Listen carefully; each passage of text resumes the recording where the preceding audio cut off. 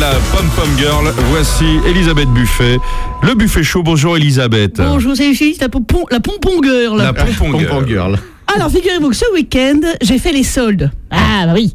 Alors, pour être sûre d'être la première à rentrer dans le grand magasin du printemps, j'ai campé devant dès la veille au soir dans une tente Quechua. Vous savez, celle qui s'envoie en l'air, qui se déploie, qui retombe et hop, on se couche dedans. On dirait moi, dis donc. Appelez-moi Quechua. C'est vrai qu'elle est un peu rouge. Bon, sauf que c'est pas évident. Le lancer de fléchette, ça va. Le lancer de Quechua, je suis pas habitué. Du coup, je lançais ma tente trop fort, elle me retombait sur la gueule.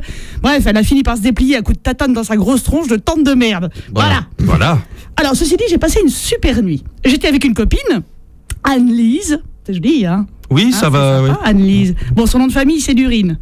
Ah oui, Alice Durine. Oh, non. Oh, la misère de mots. Le jeu de mots moisi. Heureusement que c'est lundi, hein. Non, c'est sûr que ça fait pas Hollywood, hein, Anne-Lise Durine. Enfin bon, ça aurait pu être pire, elle aurait pu s'appeler De Sel. Bref!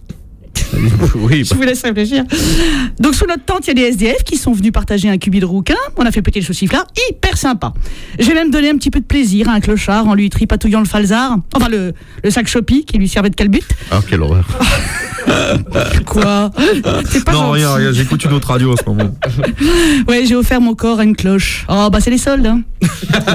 Et donc, le lendemain, des potrons minés, Anne-Lise et moi étions ventousés à la porte du magasin, en tenue de combat, arme au poing, c'est-à-dire la carte bleue dégainée.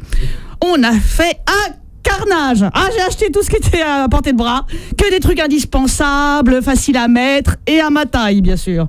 Non, autant dire que j'ai acheté que des conneries que je mettrai jamais, hein, comme des escarpins en taille 44 et une robe de soirée, une sorte de montgolfière dorée à motif Jacques Chirac en taille 34, mais que des bonnes affaires.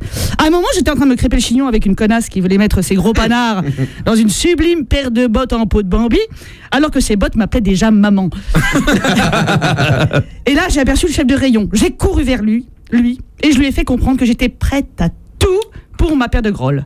Il m'a emmené dans une cabine d'essayage. Allez. Et là, je me suis fait ristourner de partout.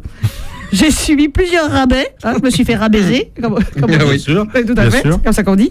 J'ai eu 3 rapports pour le prix d'un. Ah bah ça, c'est de la promotion. Hein. On a fait un gros coup de balai jusqu'à liquidation du stock. Voilà. Alors, il n'était pas très bien équipé, le gars. Il avait bénéficié d'une sacrée réduction.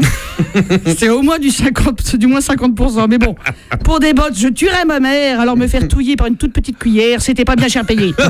Moi, je suis ressortie de la cabine d'essayage, toute ragaillardie, mes bottes au panard.